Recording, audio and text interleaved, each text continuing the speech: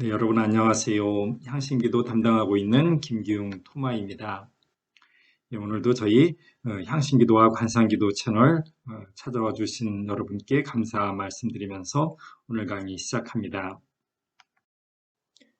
네, 오늘 7번째 시간입니다. 오늘은 기도할 때에 우리를 괴롭히는 분심에 대해서 알아보는 시간 가지고요. 그리고 기도할 때 어떤 자세로 우리 몸을 어떤 자세로 두어서 기도해야 되는지 이 기도의 자세에 대해서도 이야기하는 시간 함께 가지도록 하겠습니다. 예, 그동안 말씀드린 것들은 이 두 가지입니다. 하느님께서 태초부터 인간을 창조하셨을 때부터 우리와 함께 계신다. 끊임없이 당신을 야훼, 나 여기 우리와 함께 있는 존재로 당신 자신을 드러내시면서 그 이유는 당신 곁으로 우리를 부르십니다. 당신과 함께 있도록 인간은 만들어졌고 하느님 당신과 함께 있을 때 그때가 참된 삶, 구원의 삶을 살 수 있기 때문에 하느님은 언제나 당신의 현존내로 우리를 초대하신다. 그래서 하느님께서 바로 내 안에 나와 함께 계시다. 현존하신다. 그래서 기도는 이 나와 함께 계신 하느님, 내 안에 현존하신 하느님과 나도 함께 있으려고 하는 것, 하느님의 현존에 나도 함께 현존하려고 하는 것, 이것이 기도이다라고 말씀을 드렸습니다. 그리고 두 번째는 그 하느님께서 내 안에서 활동을 하신다. 하느님이 나와 함께 계시면서 나를 당신의 사람으로 변화시켜 주신다. 당신의 사랑으로 가득 채워 주신다. 당신의 그 사랑을 우리에게 영양분으로 주셔서 우리가 당신처럼 당신을 닮을 수 있는 삶을 살게 우리를 그렇게 변화시켜 주신다. 하느님께서 내 안에서 활동하신다. 그래서 이 하느님의 활동하심에 나를 내어 맡겨드리는 것이 이 기도의 목적이다라고 말씀을 드렸습니다. 하느님의 현존에 나도 함께하고 하느님께서 활동하시기 때문에 내가 무엇하는 시간이 아니라 나를 하느님에게 온전히 내어 맡겨드리는 것이다. 그래서 하느님 품 안에 머무르고 있을 때 하느님으로부터 그 사랑을 받아서 내가 하느님의 사람으로 변화된 모습, 하느님의 자녀다운 삶을 살 수 있게 된다라고 하는 것, 사실 이 두 가지를 그동안 여러분에게 쭉 설명을 드렸습니다. 예, 그래서 이제 기도하는 게 중요할 텐데, 이런 걸 알았으니까 이제 기도를 해야 되는데, 이 기도가 쉽지를 않습니다. 그래서 우리 교리서에서는 뭐라고 표현하냐면, 기도에는 싸움이 있다, 기도에 싸움이 있다라고 이렇게 표현을 합니다. 이 기도의 싸움은 무엇보다도 시간과의 싸움이다라고 말씀을 드렸습니다. 다들 바쁜 생활을 하기 때문에 기도를 배우고 싶습니다, 기도를 하고 싶습니다라고 말하면서도 실제로 기도하지는 못하죠. 그 가장 커다란 이유가 그 짧은 시간, 짧게 기도하는 그 시간조차도 내기가 어렵다라고 생각을 한다라고 하는 것이죠. 그래서 첫 번째는 시간과의 싸움이다. 기도를 하려고 한다면 무엇보다도 시간을 내어서 기도할 수 있어야 된다. 어떻게 해서든지 시간을 내어야 된다. 시간을 내려고 노력해야만 기도가 되는 것이고 기도가 성장할 수 있는 것이죠. 하지만 시간을 내어서 기도를 한다고 하더라도 바로 문제가 생깁니다. 많은 분들이 기도하려고 하는 많은 분들이 경험하는 것이죠. 그것은 무엇보다도 분심입니다. 이렇게 향신기도 같은 관상기도를 할 때 고요하게 있을 때 분심이 들 뿐만이 아니라 여러분들이 묵주기도 하면서 당장 주님의 기도 한 번, 성모성 한 번 하는 그 짧은 시간에도 우리는 끊임없이 분심이 듭니다. 그래서 한번 여러분 생각을 해 보십시오. 내가 성모성 한 번 하는 동안 분심 없이 온전히 그 마음 바쳐 산 적이 있나? 이게 쉽지가 않습니다. 또 여러분이 미사 참여했을 때 30분 또는 1시간의 그 시간 동안에 얼마나 끊임없이 많은 분심이 들었는지 기억을 하실 수 있을 겁니다. 우리가 기도를 하려고 하면 이 분심 때문에 너무 힘들다라고 이렇게 표현을 하는데요. 교리서에서도 이 분심 때문에 기도가 안 된다라고 하는 것을 이야기를 합니다. 한번 보겠습니다. 기독교 교리서 2729항에 보면 이런 표현이 나옵니다. 우리가 기도할 때 가장 흔한 어려움은 분심이다. 그렇죠. 늘 분심이 들어서 도대체 기도 못하겠다라고 하는 이야기들 많이 하시고 어떤 때는 고해성사 보시는 분들이 종종 이 분심 때문에 기도를 제대로 못 드립니다. 미사 때 분심이 들었습니다. 이런 죄를 고백할 정도로 그렇게 분심이 우리를 많이 괴롭힌다라고 하는 것이죠. 그런데 여기서 한번 생각을 해봅니다. 도대체 분심이라고 하는 것이 무엇일까?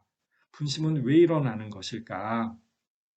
이거는 우리 인간 조건에서 오는 당연한 결과입니다. 우리가 엄마 뱃속에서 잉태되어서 한 인간으로 태어나서 성장할 때, 그때 우리 몸이 만들어질 때 제일 먼저 세포 분열이 일어나고 나서 제일 먼저 만들어지는 그 자그마한 손톱만한 그 자그마한 몸뚱아리일 때, 그때 제일 먼저 생기는 기관이 사실은 뇌입니다. 뇌.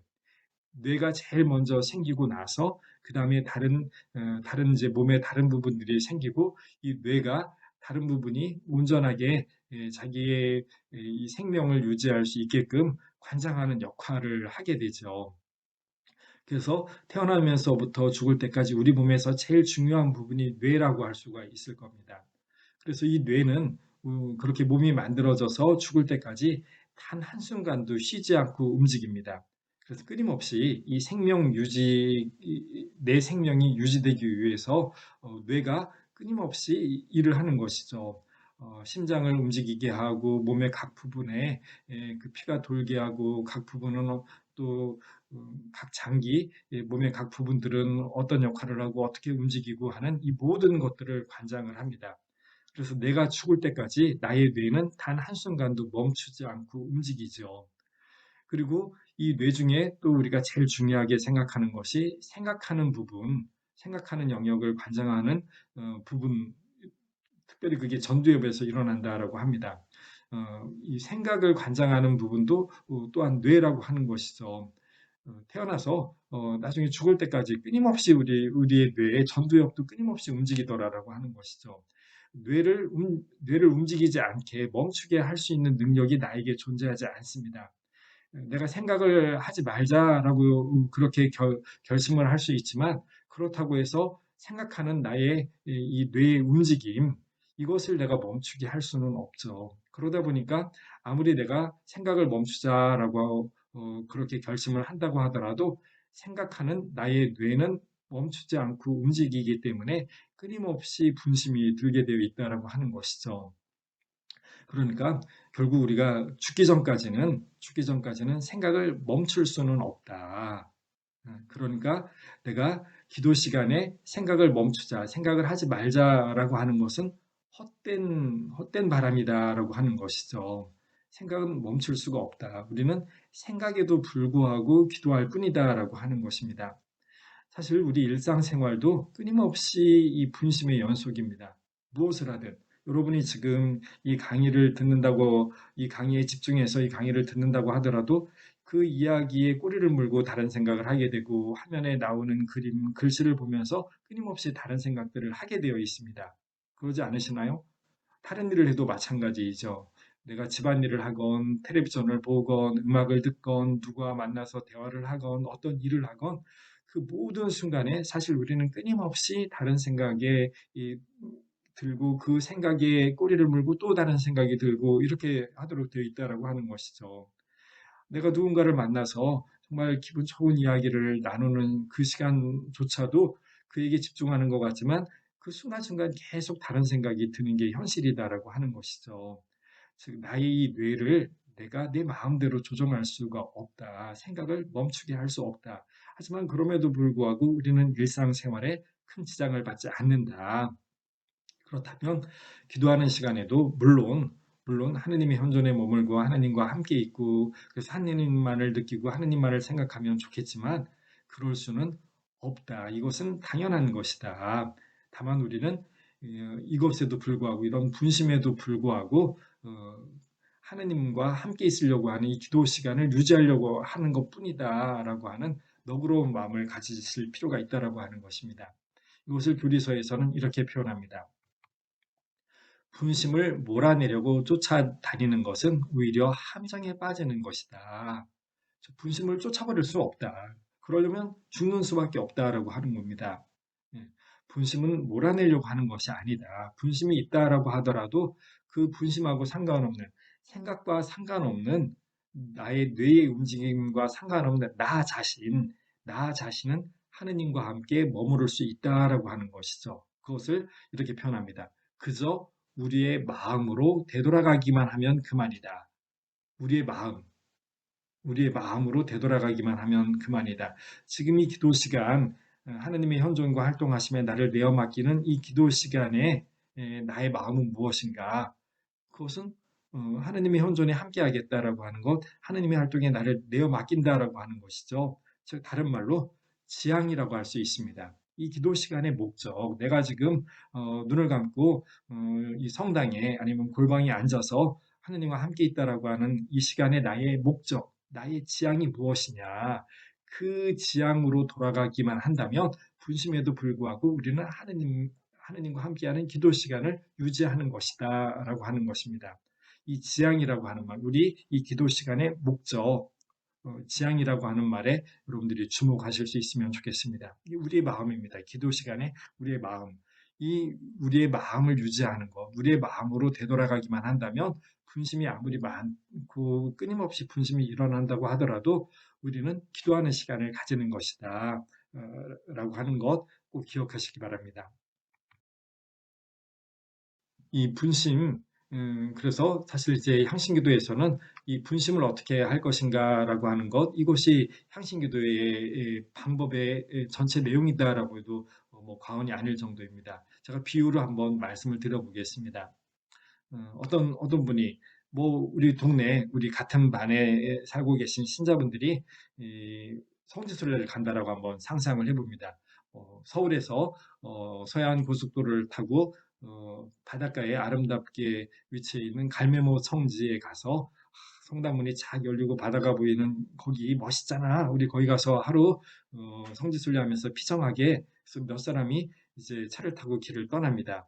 그런데 생각보다 길이 많이 막히네요. 그래서 한 2시간 가까이 가서 서해대교를 건너다가 횡담도 휴게소에 들어가게 됩니다. 휴게소에 딱 차가 도착하면서 차문을 열고 딱 나옵니다. 두리번 여러분 제일 먼저 무엇을 찾아보실 건가요? 예, 휴게소에 도착하면 우리는 제일 먼저 눈을 두리번 저거 어디 있나라고 찾는 게 바로 이것이죠. 예. 혹시 여러분 이 그림 보면서 무슨 생각 드세요? 아, 저 여자 정말 아름답다. 아, 이 남자 참 멋지다. 이런 생각 드시나요? 이 그림을 보면서 그런 생각을 한다면 뭔가 문제가 있는 사람이죠.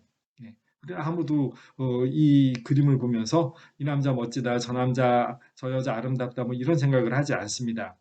저 그림과 함께 화살표가 어느 방향으로 되어 있나, 몇 미터라고 되어 있나, 저게 보이는, 저걸 찾아보는 것이죠.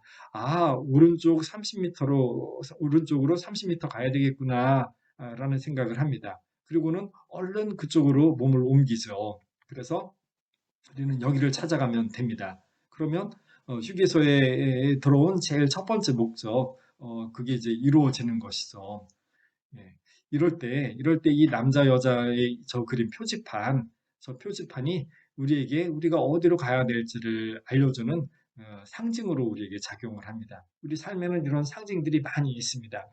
표지판들이 많죠. 어느 쪽으로 가야 될지 내 삶의 지표가 되어주는 표지판들. 그리고 그 표지판이 가리키는 그곳에 간다면 이 표지판 상징은 이제 더 이상 중요한 게 아닌 것이 되어버립니다.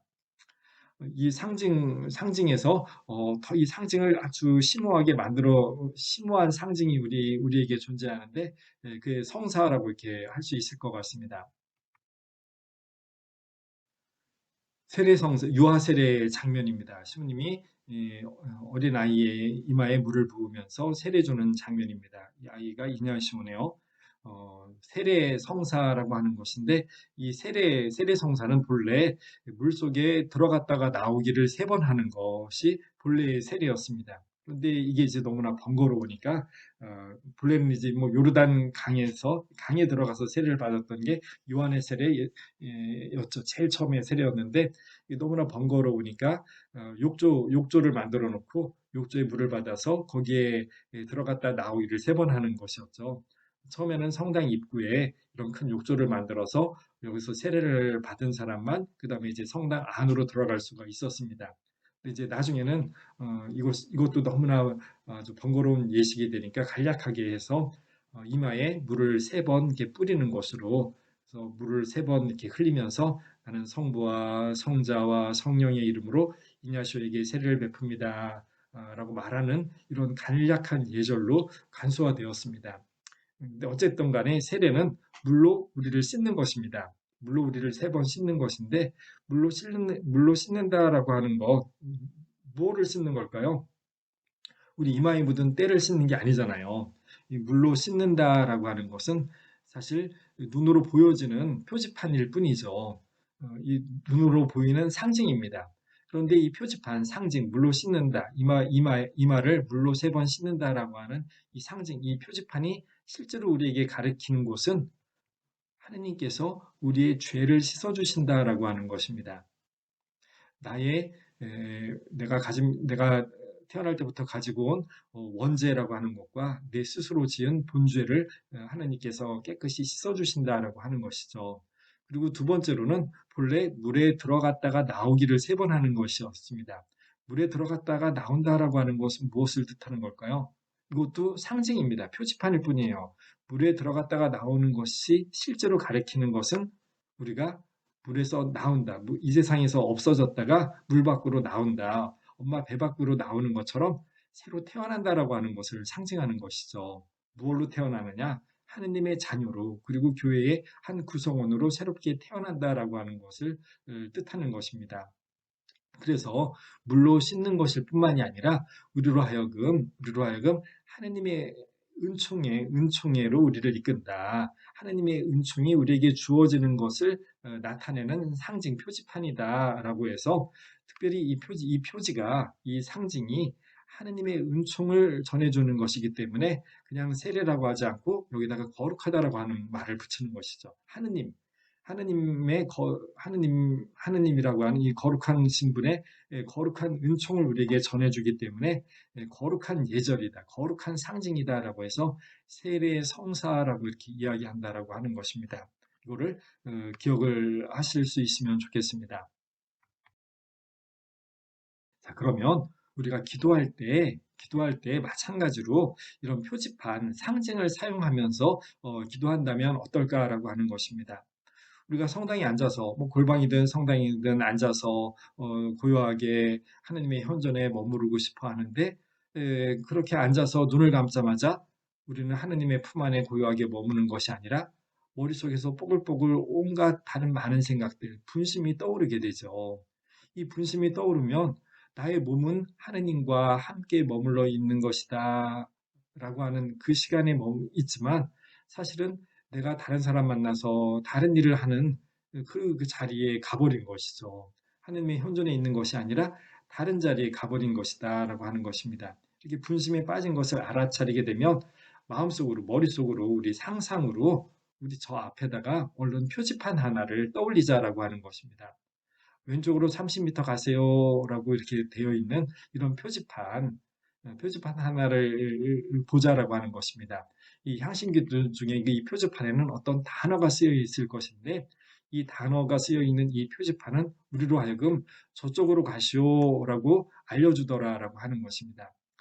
향심 기도 중에 분심이 들었을 때 우리로 하여금 분심에 빠져서 하나님과 함께 있는 자리를 벗어나서 다른 사람 만나서 다른 일을 하고 있을 때 그때 이 표지판이 우리로 하여금 어디로 가라고 알려줄까요? 기도에 빠졌을 때 내가 다시 되돌아가야 될 자리, 내가 찾아가야 될 자리, 그 자리가 어디일까요? 그것을 제가 앞에서 말씀드렸습니다. 지금 이 기도는 하느님의 현존, 나와 함께 계신 내 안에 현존하신 하느님, 이 하느님과 함께 하는 것, 이 자리로 가야 된다라고 하는 것을 저 단어 표지판이 우리에게 알려주게 될 것이다라고 하는 것이죠. 그리고 또 하느님의 현존에 함께하는 이유는 하느님께서 활동하시기 때문에 하느님께서 나를 당신의 사람으로 변화시켜 주실 것이기 때문에 당신의 은총으로 당신의 양분으로 나를 채워주실 것이기 때문에 그 하느님의 활동하심에 나를 내어 맡긴다. 이 자리로 돌아가는 것이다. 내가 저 사람 만나서 저 일을 하면서 궁리하고 더 좋은 방법을 찾아내고 아니면 옛날의 것을 후회하고 새로운 것을 결심하고 하는 이런 것이 아니라 그저 하느님의 현존에 함께하고 하느님의 활동하심에 나를 내어 맡기는 이 자리로 돌아가기만 하면 된다. 이것이 이 기도하는 우리들의 마음이다. 이 기도 시간의 목적, 이 기도 시간의 나의 지향이다. 이 자리로 다시 돌아가라고 저 표지판 단어가 우리에게 알려준다라고 하는 것입니다. 이것을 앞에서 비유로 들었던 것과 함께 한번 생각을 해봅니다. 우리가 성지순례 가려고 하는데 중간에 휴게소에 들릅니다. 그러면 바로 이 표지판을 찾죠. 이 표지판을 바라보면서 우리는 표지판이 가리키는 곳 오른쪽으로 30m를 가야지 라고 하면서 우리의 목적지로 돌아가면 된다라고 하는 것입니다. 마찬가지로 기도하려고 무릎 꿇고 앉으면 바로 우리 머릿속에 뽀글뽀글 온갖 분심들이 떠오르게 될 것이다 라고 하는 것입니다.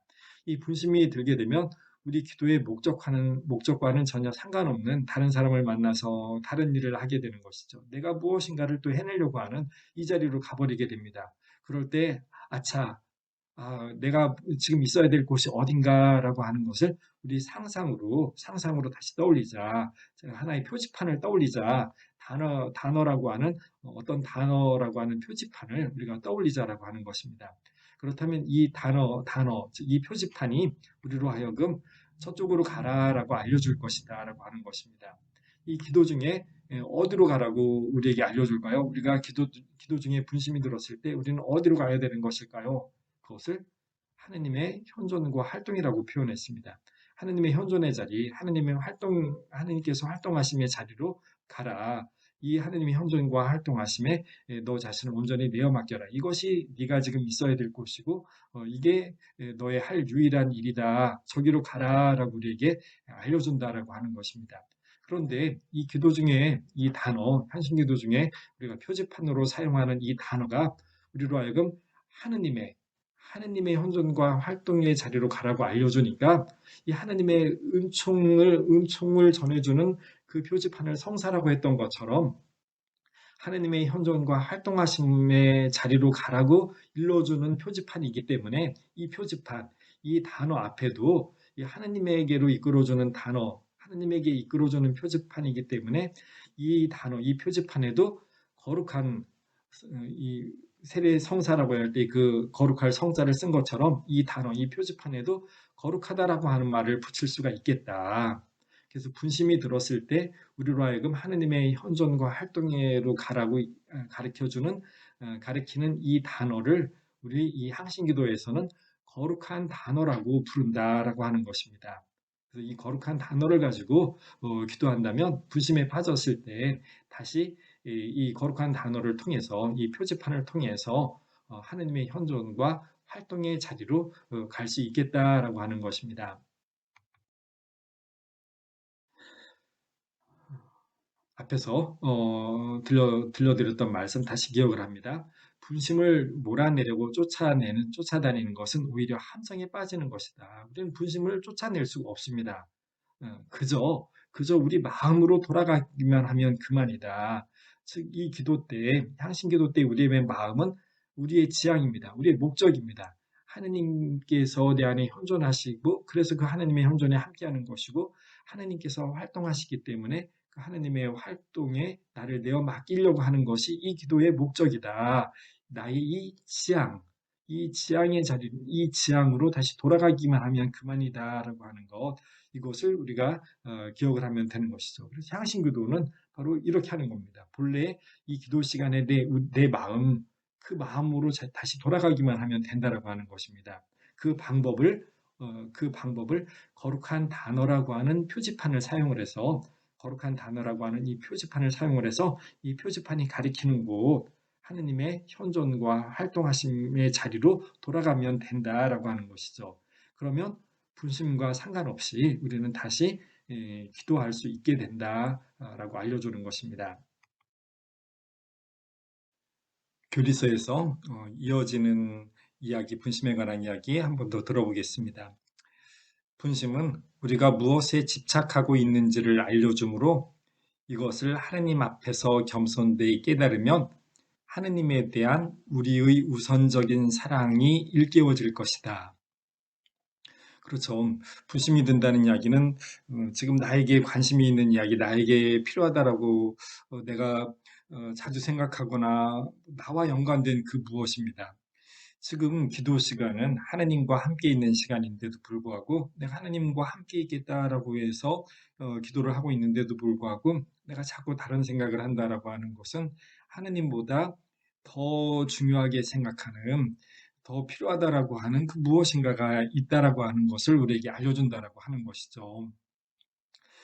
그래서 내가 이 분심이 들었다, 분심 중에 빠졌다라고 하는 것을 깨닫는다면, 그것은 곧 내가 하나님보다 더 좋은 다른 것이 있고, 하나님보다 더 좋아하는 하나님이 아닌 다른 것에 관심이 있다라고 하는 것을 깨달아야 된다.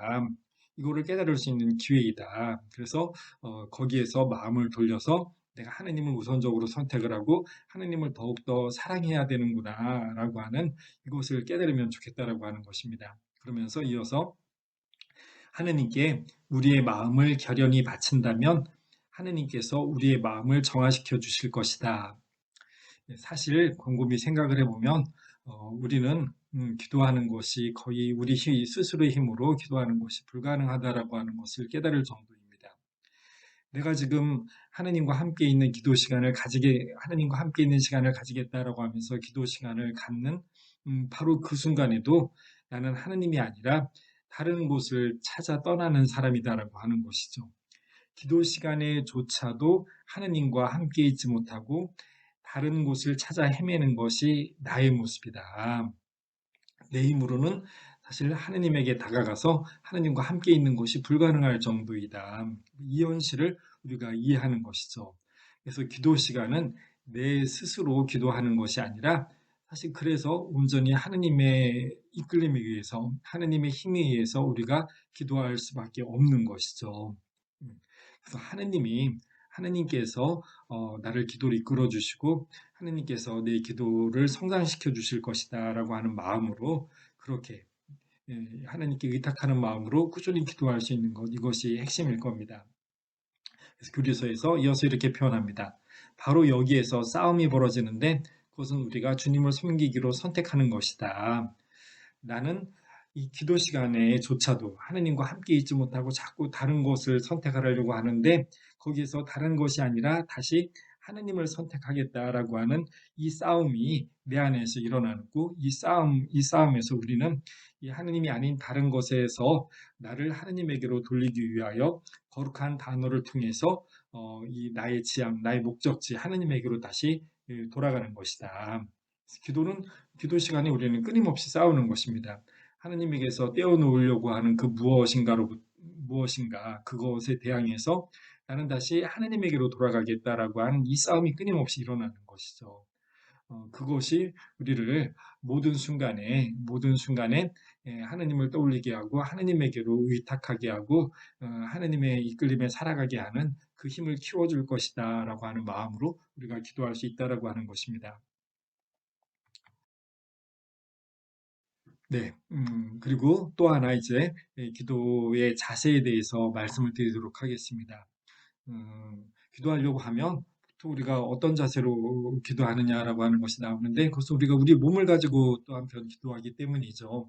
분심이 들면서 우리 기도 못하게 하는 것이 있는가 하면 우리의 몸 자체가 우리의 이 몸뚱아리가 나를 힘들게 만든다, 기도를 하기 어렵게 만든다라고 하는 문제가 동시에 존재합니다.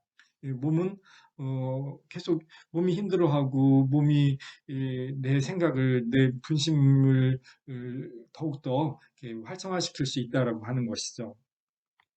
여러분, 기도하실 때 어떻게 하세요?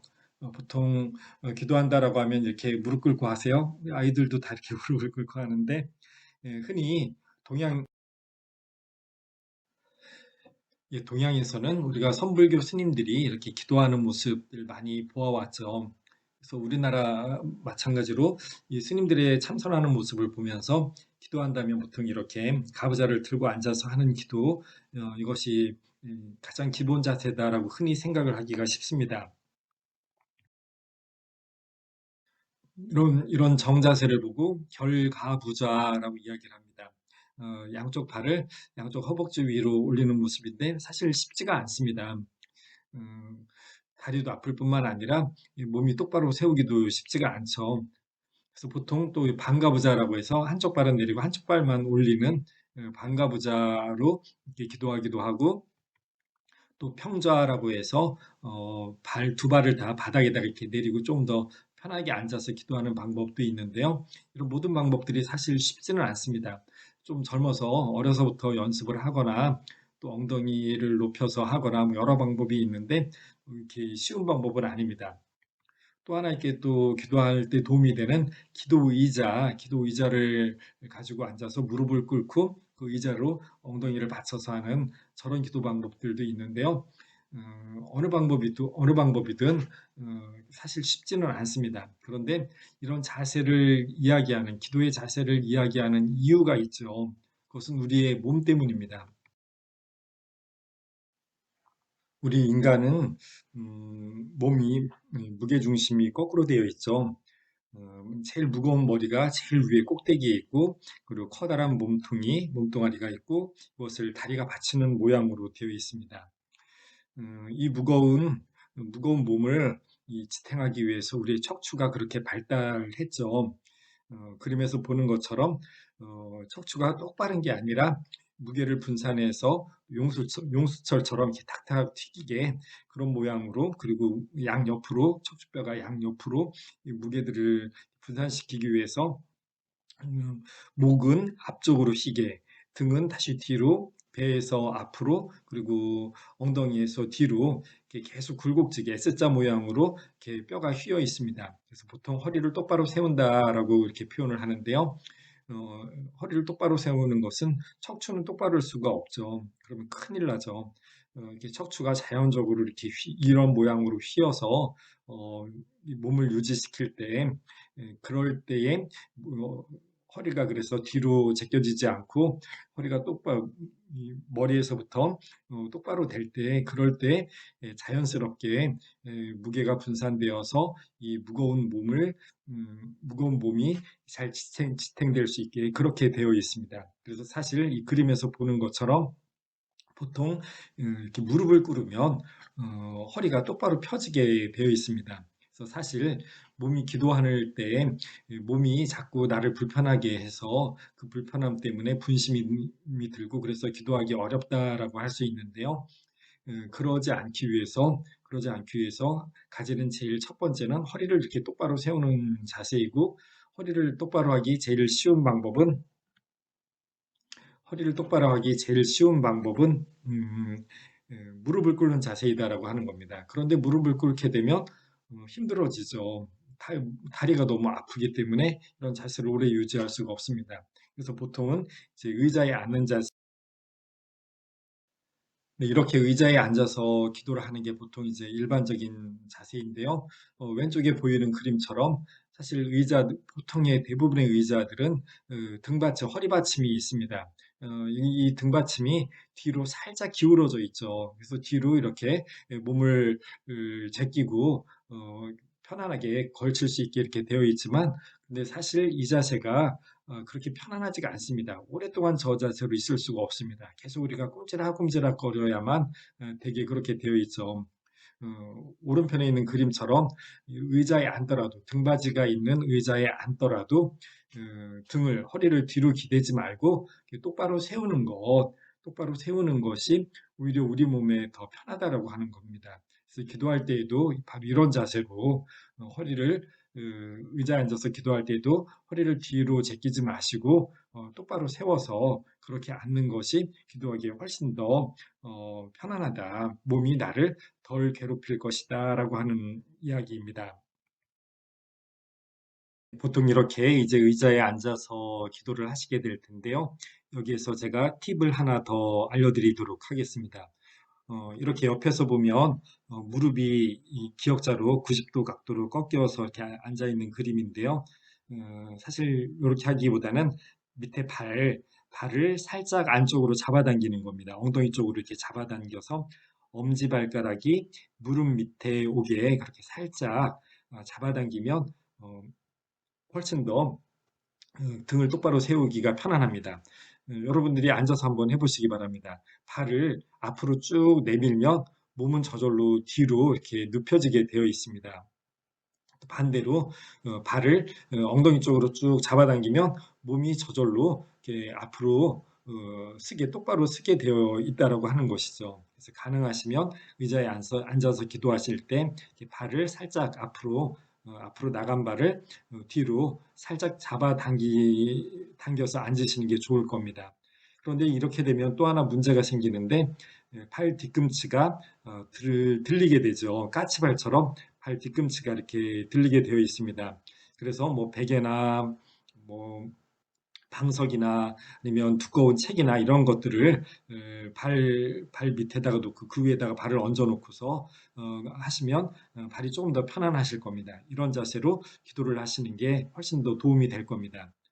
그런데 어디까지나 이런 것들은 일반적인 원칙입니다. 뭐 가부좌를 틀고 앉던 이렇게 의자에 앉던 무릎을 꿇던 다 상관이 없습니다. 나에게 가장 편안한 자세를 찾으려고 하는 것이죠. 즉 몸이 나에게 에, 분심의 도구가 되지 않도록 하려고 이런 자세를 말씀을 드리는 겁니다. 그러니까 사실 나에게 가장 편안한 자세는 이런 자세일 수도 있고 다른 자세일 수도 있습니다.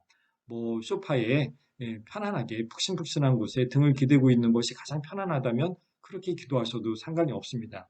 또 어떤 경우에는 눕는 게 가장 편안한 일반적으로 사실 가장 편안한 자세가 되기도 하죠. 그런데 내가 잠자려고 눕는 게 아니니까 깨어 기도할 수 있는 자세가 된다면 뭐 내 몸 상태에 따라서 아프거나 어떤 상태에 따라서는 누워서도 충분히 기도할 수 있고 뭐 물구나무를 서서 기도할 수 있고 다 상관이 없습니다. 일반 원칙으로 이렇게 말씀을 드리는 거니까요. 나에게 가장 좋은 자세, 가장 편안한 자세를 찾아서 기도를 하시면 될 것 같습니다. 네, 오늘도 긴 시간 함께 해주셔서 감사합니다. 같이 기도 꾸준히 해 나가면서 신앙의 성장 이루는 기회 계속 가질 수 있으면 좋겠습니다. 다음 시간에 또 뵙겠습니다. 안녕히 계십시오.